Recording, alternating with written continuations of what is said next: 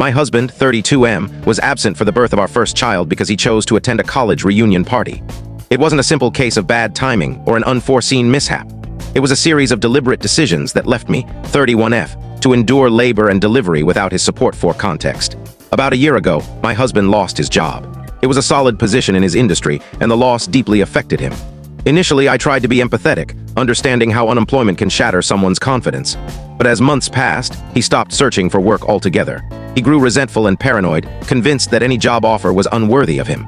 Meanwhile, I was working full-time, taking on extra shifts and freelance gigs to cover all our expenses.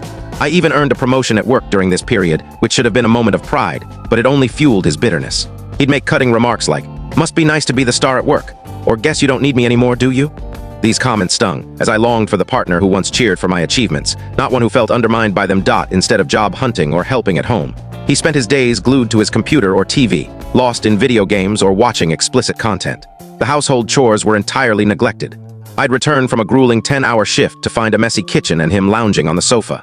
Despite being home all day, he barely contributed, leaving me to cook and clean while exhausted and pregnant. It felt like I was caring for an adult dependent rather than having a true partner. 9 months ago, I discovered I was pregnant. A shock, as I was on birth control and we weren't planning for a child. Staring at the positive test, I felt both joy at the idea of motherhood and dread due to our strained circumstances. Our relationship was rocky, and with him unemployed, the timing couldn't have been worse. When I shared the news, his reaction surprised me. He was overjoyed, embracing me with tears in his eyes, calling it the best news he'd ever received. His enthusiasm gave me hope, but I was clear. If we were having a baby, he needed to step up, both emotionally and financially. He vowed he would, that this was the push he needed to find a job and be the supportive partner and father our child deserved. But 9 months later, those promises remained unfulfilled. He sent out a few half-hearted job applications early on, but quickly reverted to his routine of digital escapism. I was left to pay for rent, utilities, groceries, and even his credit card bills. I handled all the shopping, cooking, and cleaning while pregnant and working full-time, collapsing each night with swollen ankles and an aching back. His contributions were minimal, a rare foot rub or a thanks for dinner, and any attempt to discuss our finances or his job search triggered defensiveness or anger. He'd snap, "Leave me alone, I'm trying," though he clearly wasn't.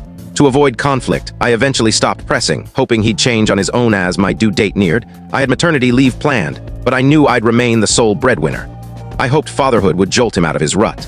But days before I was due, he announced his plan to attend a weekend college reunion party at a friend's house across town. He presented it as a casual outing, a last fling before fatherhood. I was stunned he'd consider leaving when I could go into labor at any moment. I told him I needed him nearby, ready to take me. I can't tell you the full story in short.